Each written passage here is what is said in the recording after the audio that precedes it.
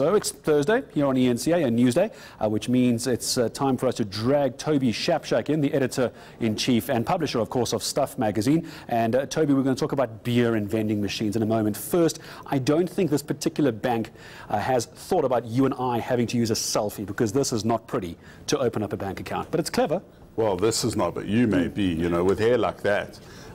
Superman couldn't fly around with hair like that. I only want to open with my hair like this. Indeed. So F&B, who have always been at the cutting edge of new digital innovations, they launched the first app in 2010. They've been very good at using new technology. Now what they're using is there's a concept in banking called Know Your Customer, KYC.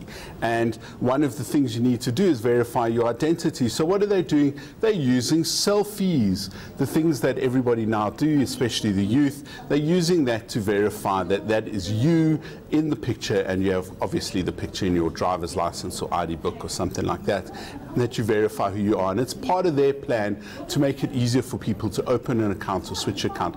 It's especially useful for business banking. They say it'll take 5 minutes to open a business account, verify who you are, and start trading. And that is pretty useful. That really is, because, you know, that's the biggest problem. People don't want to go into a branch, or they can't go into a branch. So it uses a whole bunch of things. You saw on the screen there, location-based information, so it can verify where you are, what you're doing. It's just another clever use of these amazing little smartphones. I was about to say, there's perhaps two questions in one question. One is, it's quite limiting to the kind of technology one person has access to, like what you're holding in your hand.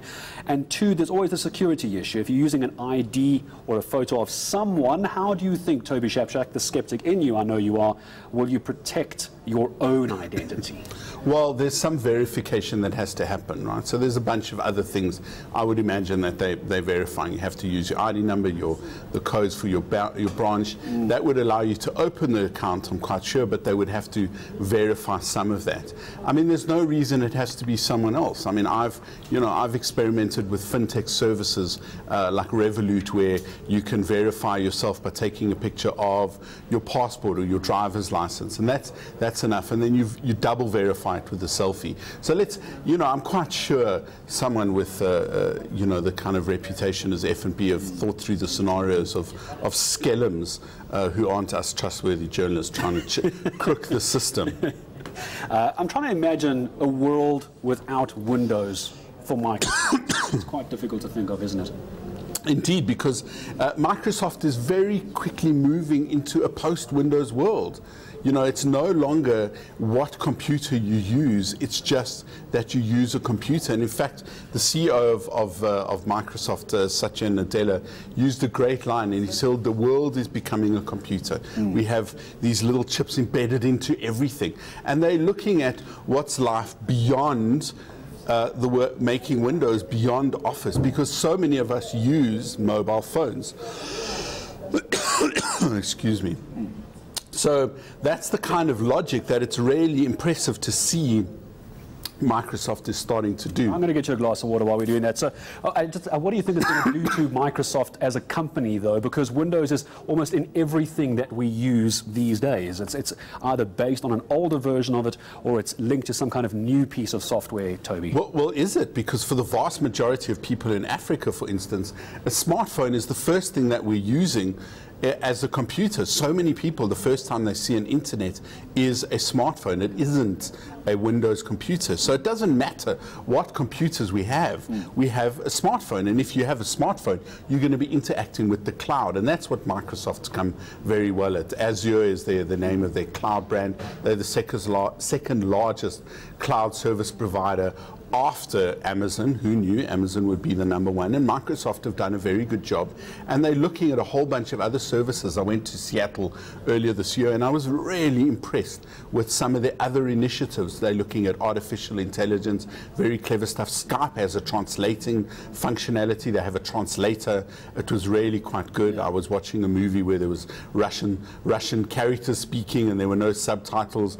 So I used the phone to translate the Russian to the English. English. Here's the question, though. Do you think you'll be able to use that translation to find a vending machine that serves you beer if you're a bit lost? Well, you know, you'd have to trust a South African who lives in San Francisco to come up with a way to serve you beer from a vending machine in New York. Vinnie Lingham, the Shark Tank judge and famous innovator, has done a thing with his fantastic new company called Civic.